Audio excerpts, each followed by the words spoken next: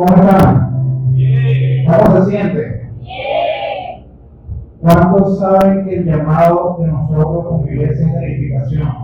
Bien. ¿Cuántos quieren capaz de edificar? Bien. Hay algo que muchas veces se pierde de vista con respecto a la palabra, y es que la palabra habla muchísimo de edificar. En el Antiguo Testamento y en el Nuevo Testamento se habla muchísimo de la edificación. Si hablamos de edificar en el Antiguo Testamento, vemos cómo desde la época de Éxodo, la época de Moisés, el Señor le da instrucciones a Moisés de edificar, de levantar un lugar para que el Señor pudiera manifestar su presencia en medio del pueblo de Israel. Vemos luego cómo fue levantado un templo, ya no era un lugar móvil, sino que era un templo, un lugar fijo, que era una de las grandes maravillas de la antigüedad, donde el Señor venía a honrar a su pueblo. Luego vemos durante mucho tiempo el pueblo de Israel cometió el error de dejar de escuchar, de dejar de seguir las palabras que el Señor les estaba dando por medio de los profetas. Comenzaron a desobedecer la ley, comenzaron a apartarse del Señor, y ese lugar que ellos edificaron para el nombre del Señor fue totalmente destruido, fue totalmente saqueado. Eso lo hemos estudiado muchísimo en los discipulados. Asimismo, podemos ver durante toda la palabra cómo el Señor hablaba en ese lugar, cómo el Señor dio instrucciones de que hubiese un sacerdocio en ese lugar, que hubiesen unos levitas, unos sacerdotes que administraran su nombre delante del pueblo de Israel, delante de Dios, que fueran mediadores, y que ese lugar era el centro de la vida del pueblo de Israel. ¿Cuántos saben eso? En ese lugar era una pequeña representación del Edén. Era un lugar porque estaba la nación de Israel, en medio de Israel estaba Jerusalén, y en medio de Jerusalén estaba el templo. Era el lugar donde el pueblo iba a llevar los sacrificios. Era el lugar donde el sacerdote tenía unas vestiduras con los nombres de los hijos de Israel, y él metía cada año la sangre de un cordero para el perdón de los pecados de Israel. Pero lamentablemente el pueblo de Israel, como les decía, no escucharon la voz de Dios, no entendieron lo que el Señor les estaba hablando, y ellos, al apartarse de él, al abandonar sus caminos, este lugar fue invadido por un rey de una nación que se llamaba Babilonia. Dígale que está a su lado, Babilonia. Y Babilonia representa algo que en su esencia espiritual es muerte, es destrucción, es algo que viene a tratar de quitar todo lo que sea edificado para el nombre de Dios. Es algo que viene a matar y a destruir el propósito de Dios con un pueblo, en este caso el pueblo de Israel. Pero el Señor, como es bueno, ustedes saben que Dios es bueno, ¿verdad? El pueblo de Israel, al pecar, ellos fueron llevados a otra nación, esa nación llamada Babilonia. Pero el Señor dio por medio del profeta Jeremías una palabra, una promesa de restauración de la nación. Y él dijo que en 70 años esa nación iba a volver, y que el pueblo de Israel iba a volver a edificar sus casas, su templo, y que iban a poder ser una nación nuevamente. Como la palabra de Dios siempre se cumple, como el propósito de Dios siempre se cumple, esa palabra un día fue hecha efectiva, se cumplió el decreto que el Señor había dado, y el Señor levantó un rey de otra nación llamada Persia para conquistar Babilonia, y ese rey, por razones que no voy a poder explicar, decidió dar un decreto para que la nación de Israel fuera reconstruida y su templo fuera reconstruido. Entonces, fíjense bien. En ese momento, en esa época, ¿cuál era la obra de Dios que había que hacer? Edificar el templo, edificar la nación, levantar los muros, todo lo que había sido destruido, volverlo a levantar, volverlo a resurgir. Pero como vemos la historia bíblica en el libro de Nehemías, y ya le vamos a dar un pasaje, vemos que el pueblo se enfrentó a una situación, se enfrentó a una decisión. Nosotros fuimos destruidos, dice el pueblo de Israel, fuimos acabados, pero ahora el Señor ha dado su decreto divino y ha dado un decreto por medio de un rey para que la nación sea edificada. ¿Qué vamos a hacer? Y es la pregunta que el Señor también nos hace hoy. ¿Qué vamos a hacer ¿vamos a edificar o no vamos a edificar? Y si vemos en Nehemías en el capítulo 3, que no lo vamos a leer todo, podemos observar una historia muy maravillosa donde se nombran a diversas familias que el Señor envió a ese lugar para hacer la obra de edificación. Y dice que cada familia estaba trabajando uno al lado de otro. Dice que uno edificaba la puerta, al lado había otro que edificaba el muro, al lado, más allá había uno que edificaba la cerca. O sea, todo el pueblo estaba trabajando unidos en equipo.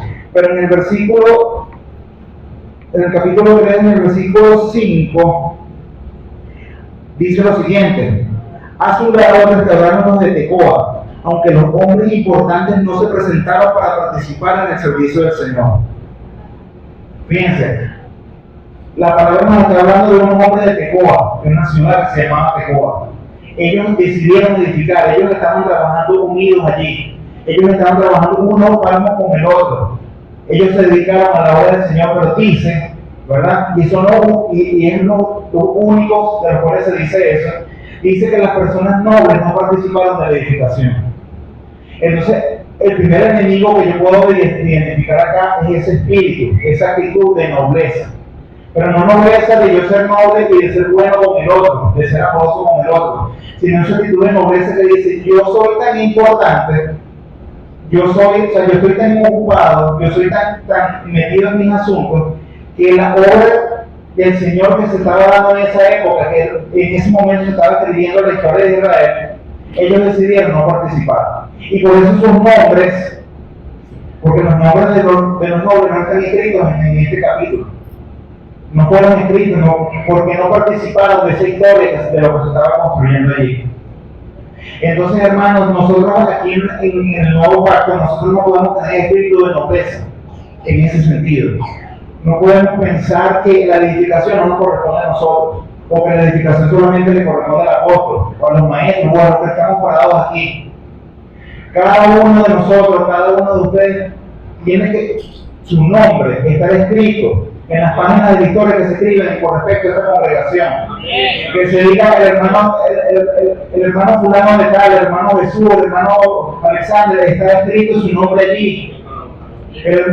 Como colaborador, porque él se esforzó, él fue valiente. Ellos participaron de la obra, no se quedaron atrás. El deseo del Señor es que usted participe para que su nombre quede ahí registrado, para que usted pueda tener un premio, porque todo lo que usted hace para Dios tiene premio, hermano. Y a veces perdemos eso de vista, a veces perdemos la vista del premio. La palabra dice que Moisés renunció a participar del reino de Egipto porque él prefirió los vituperios de Cristo, porque para él era más importante, tenía más valor, era un premio, era una recompensa mayor que cualquier cosa que este mundo le pueda dar. Y yo quiero animarlo hoy, hermano, a que usted sea colaborador, que usted sea constructor. Usted puede salir aquí con la mentalidad bien escrita en su espíritu y en su mente de que usted también participa, y de que participar es bueno en gran manera participar, es bueno en gran manera edificar, porque siempre hay una recompensa. Aunque la motivación no es la recompensa, siempre hay recompensa, ¿verdad?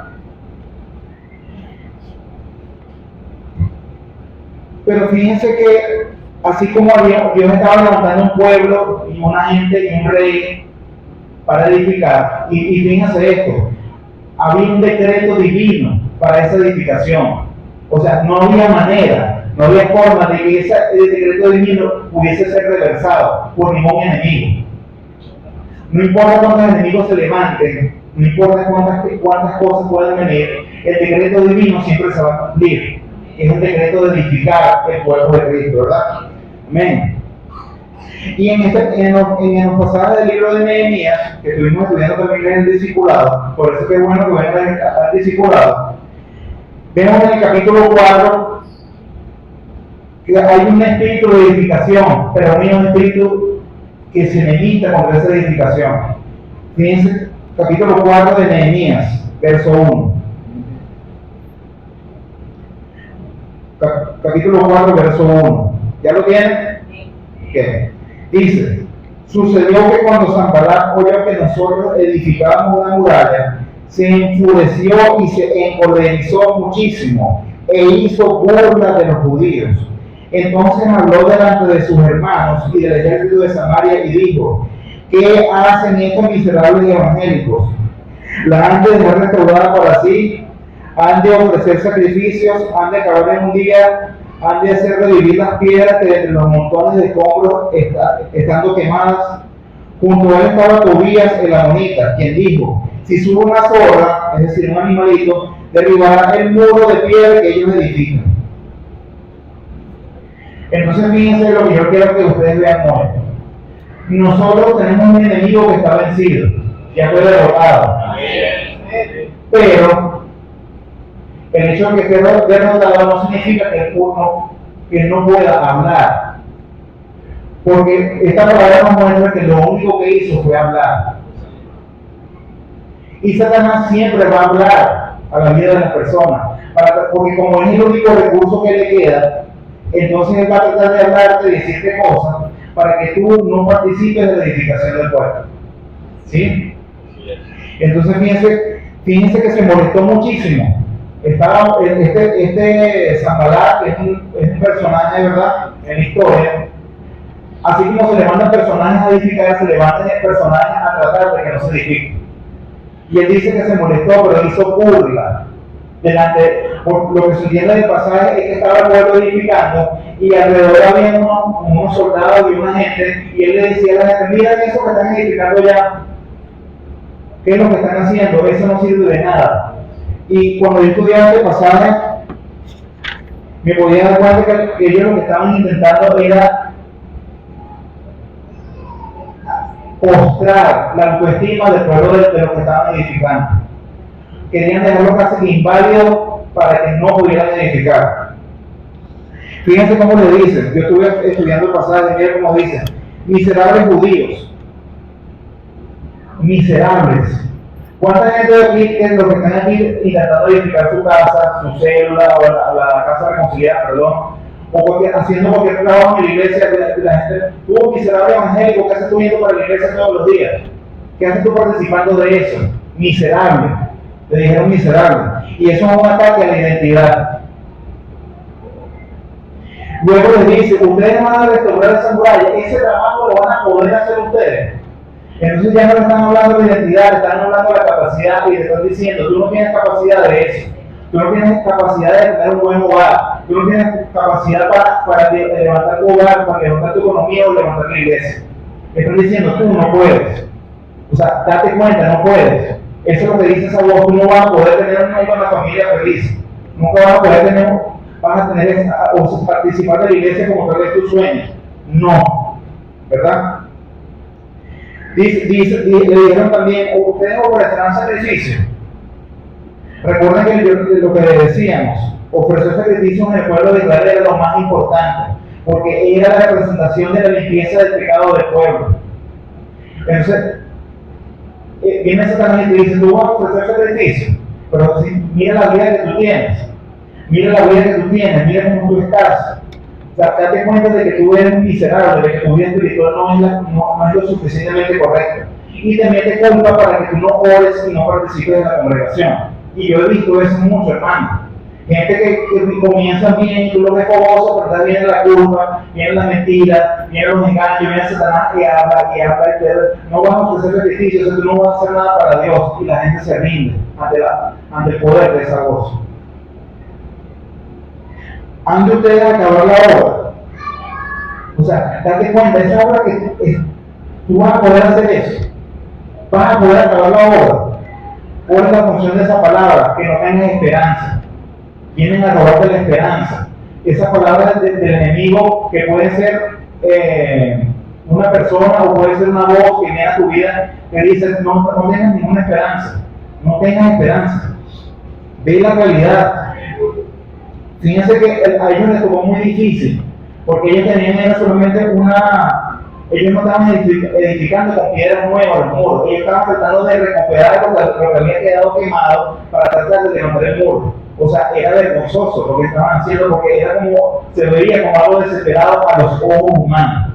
Y siempre la palabra de Dios se ve algo como eso, se ve como algo que no tiene valor. Pero hermano, yo quiero que usted sepa hoy que cuando usted tenga esa voz, usted tiene la autoridad, porque ya no puede haber autoridad para mandar a callar esa voz. Y usted no tiene que dejarse dominar por esa voz. Si usted es un maestro de los niños, si usted trabaja en logística, si usted participa de la iglesia, si no una casa reconciliada, usted tiene la autoridad para callar esa voz y decir: yo voy a edificar, yo voy a edificar.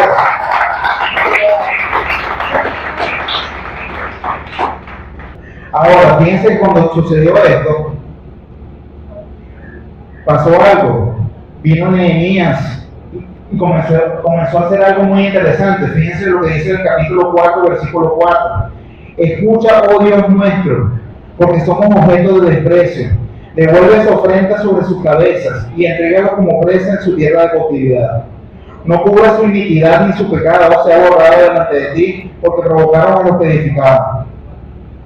Así reedificamos la muralla y fueron unidos todos los tramos de la muralla hasta la mitad de su altura, porque el pueblo tuvo ánimo para trabajar. Entonces fíjense que cuando Nehemías le vino a sacar, ¿qué fue lo que hizo Nehemías? Oró. Y yo siento que una de las cosas donde a veces tropezamos es porque no oramos.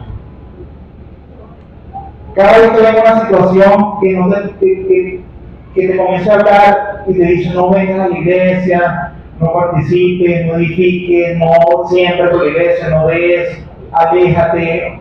Hermano, usted tiene el poder también para orar, usted debe orar. Si viene una persona a decirte cosas negativas de la iglesia, de tu vida, de lo que tú estás haciendo para el Señor, usted también tiene que orar. Pero esta palabra me gusta mucho porque Nehemías oró de una forma que es la forma del antiguo pacto, que vamos a aprender algo nuevo. Nosotros ya no oramos así, y creo que mi esposa va a explicar algo de eso. Ya nosotros no oramos así, no oramos porque fíjate que dice que sus pecados no sean cubiertos. Nosotros ya no oramos así, nosotros no oramos al contrario: Señor, ten misericordia de esa persona. Señor, ten misericordia, cubre sus faltas, tráelo a la congregación, convéncelo del pecado. Esa es la oración en el nuevo pacto, no es una oración de destrucción. Y les confieso que cuando yo leí esta palabra me di cuenta que yo muchas veces había orado así por personas. Era lo que te decía respecto o acerca de esta oración que pasa. Recuerden que la bendición de Abraham, cuando usted lee Génesis 2, dice que bendeciría a los que te bendijeren y maldeciría a los que te maldigan. Esa fue la bendición que el Señor dio a Abraham y fue la promesa que él le dio. Entonces, cuando uno lee eso, porque hay muchos salmos así que son imprecatorios, pidiendo justicia de esa forma, están respondiendo a esa promesa hecha a Abraham. Pero ¿qué pasa? El Señor nos ha enseñado, hemos aprendido en el nuevo pacto, la deuda ha sido cancelada y la bendición es para todas las naciones. ¿Sí? Y los enemigos son otros, no son las personas. Sí. Y dice que el pueblo tuvo ánimo para trabajar. Ánimo. Literalmente dice que hubo corazón. Esa es la palabra literal. El pueblo tuvo corazón para trabajar. Entonces, hermanos, yo los invito hoy a que ustedes tengan corazón para con la congregación. Tengan corazón, hermanos. Tengan corazón. Yo declaro hoy, por la gracia de Dios, que hoy el Señor nos da un nuevo corazón para la congregación. Nos da un nuevo corazón para trabajar.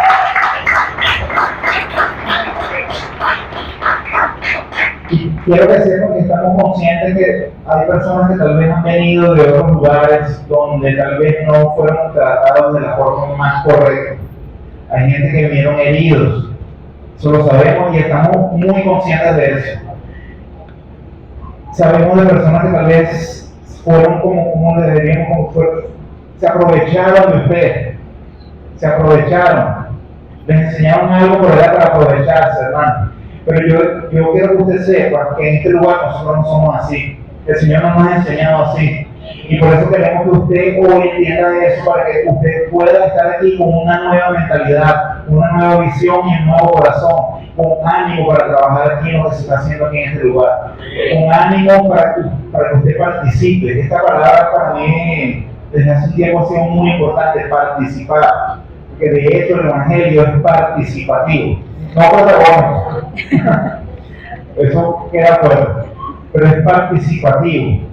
Todos participan. Esa es la esencia del Evangelio, que todos construyen, todos participan, todos ayudan al hermano, todos somos como uno.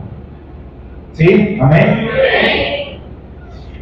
Y luego, para ir avanzando, porque ya se me está acabando el tiempo, estos personajes oscuros llamados Sanbalat y Tobías armaron una componenda y comenzaron a hacer amenazas de muerte contra los que estaban edificando. ¿Cómo amenazas de muerte? Los amenazaron de que iban a venir con soldados a destruir. Y dice, wow, o sea, los hombres estaban determinados, ¿cierto? Pero fíjense que también la palabra nos habla de que el pueblo que estaba con Nehemías fue aún más duro, porque dicen que con una mano tenían el instrumento para edificar, para hacer la mezcla, para hacer los muros, y con la otra mano tenían el arma, porque si venía alguien a atacarlo, con la otra mano se iban a defender. O sea, los tipos estaban determinados a hacer lo que Dios les había mandado a hacer. Y esa es la mentalidad con que nosotros tenemos que trabajar, hermano. El corazón, ese corazón es eso. O sea, si me están atacando por aquí, yo tengo el arma, yo con esta arma estoy dándole por aquí, pero con esto mismo también estoy edificando por este lado. El pueblo que estaba en ese lugar comprendieron el llamado de Dios que les habían hecho. O sea, ellos no se tomaron el trabajo a la ligera, ellos se dedicaron y se determinaron que así sea con una mano construyendo y con otra mano peleando, iban a hacer lo que Dios les mandó a hacer. Y fíjense, ya para ir cerrando mi parte, en el capítulo 6, 15 al 16, Nehemías 6, del 15 al 16, dice: la muralla fue terminada el 25 del mes de Elul, que es entre agosto y septiembre, en 52 días. Y sucedió que cuando nuestros enemigos oyeron esto y lo vieron, todos los pueblos de nuestros alrededores se sintieron muy humillados ante sus propios ojos y se dieron cuenta de que esta obra había sido llevada a cabo por nuestro Dios. ¿Se dan cuenta que el enemigo lo único que hizo fue hablar? Los amenazaron, les mandaron cartas, también dice que les mandaron cartas, hicieron a Nehemías varias veces, mira, vamos a reunirnos para hablar, tú sabes que... Y Nehemías, no me quieren matar, me quieren hacer un atentado. Ellos hicieron todo lo posible por tratar de detener la obra, pero no pudieron. No pudieron, hermano. Y fíjense que la obra fue hecha en 52 días. Cuando empezamos a leer, ellos le decían, no van a terminar, esa obra es muy difícil. No les va a dar tiempo, no van a poder. Y dice que terminaron en 52 días. ¿Ven que era mentira? ¿Ven que eran palabras maliciosas para que usted no hiciera lo que Dios tenía que hacer? Pero ahí es donde vemos la importancia de que usted tenga la actitud correcta, hermano. Porque si usted tiene la actitud correcta, usted no hace caso de esas palabras, no hace caso de esas cosas, y usted se determina a edificar hacer lo que Dios le mandó hacer. En su familia, en su finanza, en la congregación y con todo aquello que tiene que hacer. Amén. Ahora queda una pregunta, que es la que va a responder mi esposo.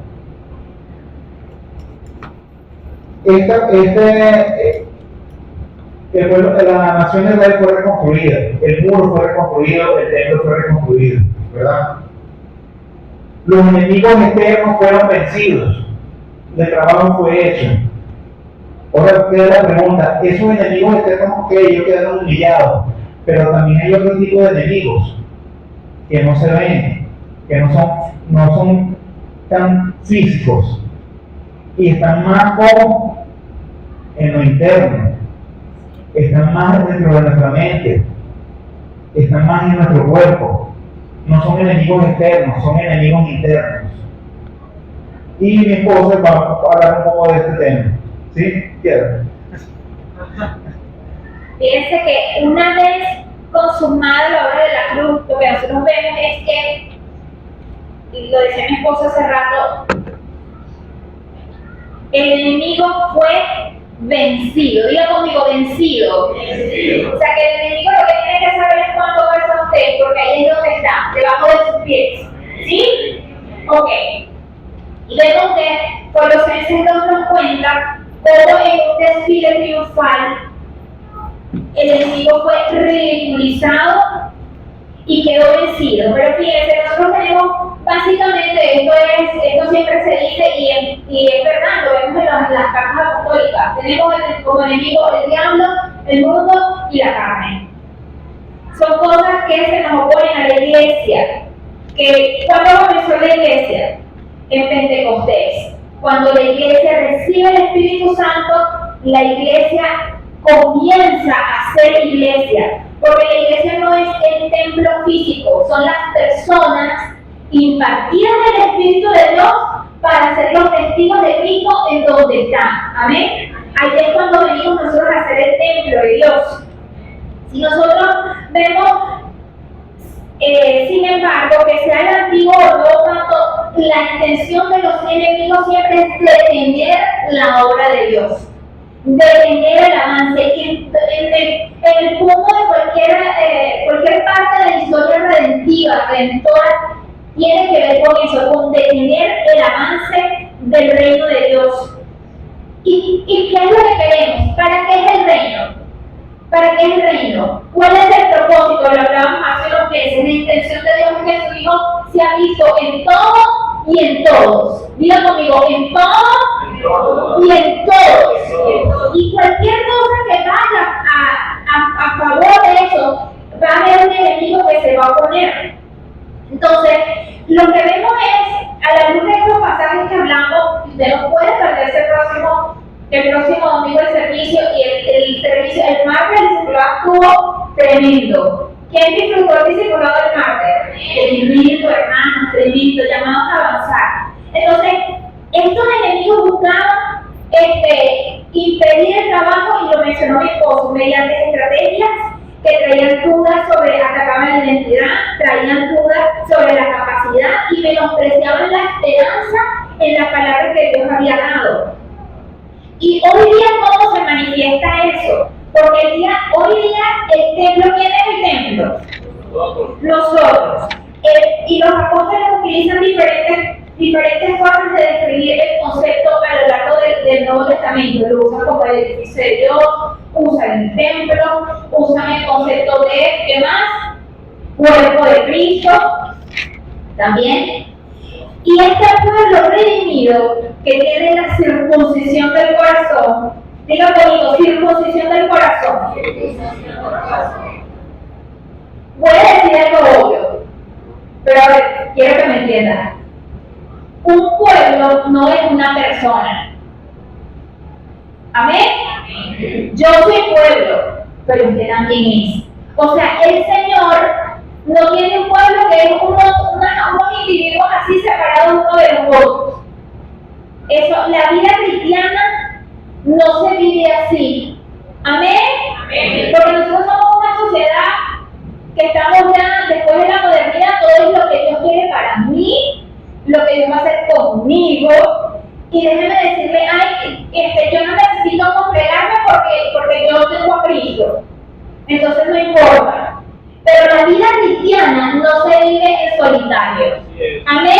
Amén. Y lo vemos ahorita en la reconstrucción del muro, y lo vemos también en la reconstrucción del templo. La vida en Cristo es en comunidad, o no hay vida en absoluto. Un pueblo para Dios. Esto lo conseguí anoche y me impactó mucho, porque esto lo dijo Dietrich Bonhoeffer. Si ustedes no han leído nada de ese hombre, que fue un alemán que lo mataron los nazis y fue un hombre de Dios tremendo. Y él lo que decía: un pueblo para Dios es una existencia más trascendente que un conjunto de individuos. Nuestras vidas y propósitos no son ni separadas ni separables. Tu santificación bendice el cuerpo, así como el pecado. Ambas cosas. La iglesia no se centra en la experiencia individual ni en la capacidad de un líder fuerte para proyectar una misión convincente. La iglesia en todas sus prácticas está destinada a ser una comunidad. Diga conmigo, una comunidad. Un pueblo que se encuentra con Cristo a través de y con los demás. Y no simplemente un grupo de individuos que viven unos junto a otros. Y ser un pueblo no significa adoptar un programa, hermano. Va más allá de eso, es participar de la vida de Cristo. Y lo leímos hace unas semanas cuando les hablaba de 1 Corintios 3, que Pablo dice, ustedes son labranza de Dios, edificio de Dios. Dice también, ustedes son templo del Espíritu Santo. Pero entonces, él dice, ustedes son templos. Dice, ustedes son templos. ¿Cuántos templos? Uno. Por supuesto, mi cuerpo, mi vida es templo del Espíritu Santo, pero somos el templo todos juntos. ¿Quieres que vuelva a decir conmigo? Todos juntos. Entonces, edificar, crecer, madurar son sinónimos. Y vamos a ver en Efesios 4, antes de ir al pasaje que les quiero hablar. Porque la edificación está inserta en la vida del reino. Si usted no está edificando, usted no está viviendo en el reino, hermano. Amén. Si nosotros no estamos edificando, no estamos viviendo en el reino. Y necesitamos ser entonces conscientes, Señor, ¿qué estoy haciendo yo para edificar tu reino? Fíjense que dice, Efesios 4, 10, vamos a leer 10. Desde 10. El que descendió es el mismo que también ascendió por encima de todos los cielos para llenarlos todos. Y él mismo constituyó a unos apóstoles, a otros profetas, a otros evangelistas, a otros pastores y maestros, a fin de capacitar a los santos para la obra del ministerio, para la edificación, diga conmigo, edificación del cuerpo de Cristo, hasta que todos, ¿cuántos? ¿Cuánto es todo? Todo es todo. Todos alcancemos la unidad de la fe y del conocimiento del Hijo de Dios, hasta ser un hombre en plena madurez. Son sinónimos. Hasta la medida de la estatura de la plenitud de Cristo. Entonces, ser edificados tiene que ver con esto. Ahora, vamos un momentico a Primera de Pedro, porque allí me voy a quedar.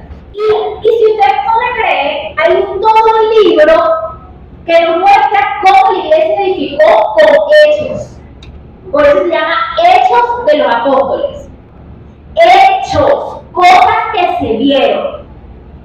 Los dones perfeccionan. Hay una santificación individual y una que es colectiva. Fíjense que también dice que edificamos para construir, para ofrecer sacrificios. Y esto es lo que decía, ustedes van a ofrecer sacrificios, decía el enemigo de los judíos en Nehemías, como lo dijo mi esposo.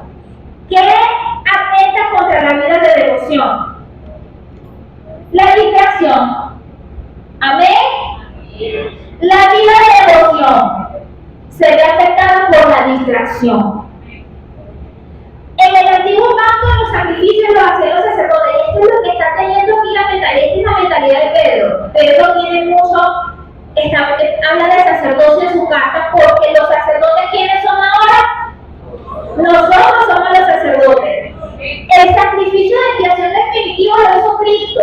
Así que lo que está hablando él, ofrecer sacrificios espirituales es la vida misma. Diga conmigo, la vida misma. Entonces, el enemigo de la... Si vamos a terminar en Efesios.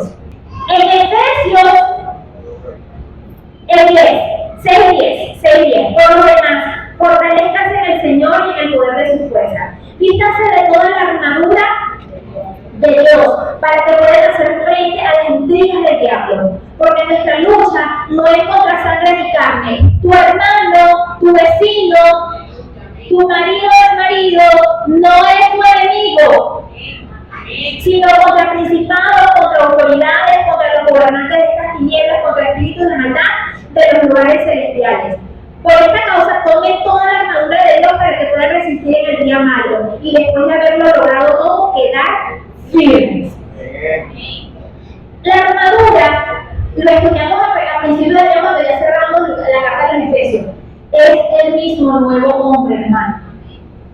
Cuando Pablo está, y se lo dejo de tarea, usted me dice, porque este concepto de de la armadura de Dios es una ensalada isaína. Hay mucho de Isaías aquí. Aquí hay Isaías 59, con unos pedacitos de Isaías 11, con unos salpicones de Isaías 52. Y cuando usted lee esos pasajes, usted se da cuenta que son atributos de Dios que quedan manifestados en Cristo. Y el nuevo hombre, que es uno solo, ¿cuántos hombres son? Y hacemos todos como iglesia, usa esta armadura, ¿ok? Que es la vida de Cristo. Ojo, usted puede orar, usted puede orar y reprender al diablo, pero si usted reprende al diablo y su vida no manifiesta a Cristo, ¿usted qué está haciendo? Si usted no está edificando el reino, ¿qué está haciendo? La forma como vencemos es llevando y portando el nombre de Cristo. Y el nombre es el carácter. Y le leo esto para finalizar. Oí una gran voz en el cielo que decía: ahora ha llegado la salvación y el poder y el reino de nuestro Dios y la autoridad de su Cristo, porque ha sido arrojado el acusador de nuestros hermanos, el que los acusaba día y noche delante de nuestro Dios. Y ellos lo han vencido por causa de la sangre del Cordero y de la palabra del testimonio de ellos, porque no amaron sus vidas hasta la muerte. Testigos. Testigos es una persona que entrega su vida, un mártir, por la causa de Cristo. ¿Y en qué se relaciona esto con la edificación, hermano? Porque para que crezca el hombre nuevo en mí, yo tengo que morir. Para que el reino de Dios sea edificado, para que el cuerpo de Cristo sea edificado, yo no puedo seguir peleando por todo, ni poniéndome bravo por todas las cosas, ni puedo seguir viendo esos videos que veo en el teléfono, ni puedo seguir conversando y hablando de la forma como lo hago. Amén. Amén. Que nosotros podemos y puedo seguir usando el tiempo como lo uso. Ay, no, yo no puedo ir porque estoy ocupada. Ay, no, de verdad que no puedo. Yo tengo que hacer esto y lo otro. Y primero yo, segundo yo. Y el Señor que vea. Amén.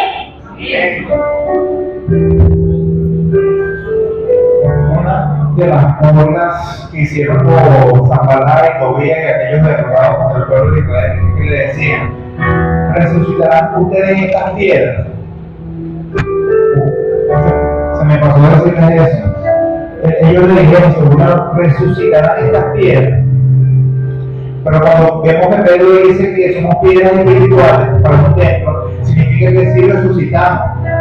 Esas piedras que ellos estaban tratando de cubrir estaban destruidas, estaban quemadas.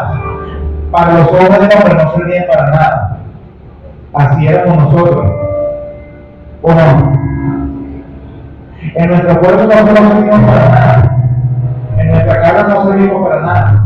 Pero cuando resucitamos, ahora ya no somos una piedra quemada, no somos una piedra destruida, somos una piedra espiritual que sirve para construir algo que se llama el templo del Señor. Y lo que hemos sentido como maestros junto con el apóstol en este tiempo es eso: necesitamos despertar, necesitamos ser esa piedra viva.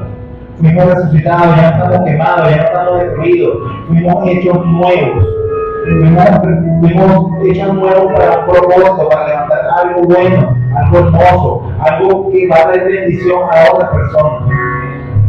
Y nuestro sentir en nuestro corazón es decir, y aquí les quiero ser hablar un poquito de corazón. No, lo necesitamos a cada uno de ustedes. La iglesia no va a ser edificada solamente ni por el apóstol, ni por el presbiterio, ni por los maestros, ni por los pastores, por el centro de la comunidad que está fuera de ser. Ellos no son los únicos que tienen responsabilidad de edificar. Siento decirte que esta no es una parroquia. La iglesia no es una parroquia. Como me contó el cura cuando se lo vimos al Señor, el cura no, somos una parroquia, somos un templo de piedras vivas que fueron resucitadas, que fueron así. Fíjense que él fue menospreciado, dice que era la piedra principal y fue desechado por todos, pero fue estimado por precioso por otro. Igualmente usted es igualito, usted es una piedra quemada, pero fue estimada preciosa por él y ahora usted es una piedra viva. Pero ustedes lo necesitamos aquí, metiéndose en los muros y construyendo y levantando algo. Lo necesitamos, hermano. Lo necesitamos. Porque la iglesia tiene retos, tiene cosas que debe hacer y no vamos a poder nosotros solos. Yo quiero que te entienda eso. No vamos a poder solos, no se puede. No se va a poder. No se puede, no hay forma de que solamente un grupito de la congregación siga llevando adelante la congregación. No se puede. Todos tenemos que edificar, todos tenemos que participar, todos tenemos que ser parte, todos tenemos que meter el hombro, todos tenemos que empujar, todos tenemos que hacer algo. Y esa es la preocupación espiritual que hay. Todos, hermanos, todos tenemos que participar. Si todos hacemos la parte que nos corresponde, si todos somos esa piedrita que se va poniendo en los muros, si todos hacemos el poquito de que nos corresponde cada uno, hermano, el trabajo es fácil. Ellos terminaron en 52 días. Ellos terminaron en 52 días cuando al principio eso parecía que era imposible. Y por eso era que se burlaban, pero ellos lo pudieron hacer. Y estaban en el antiguo pacto, no tenían el Espíritu Santo. Y entonces, y nosotros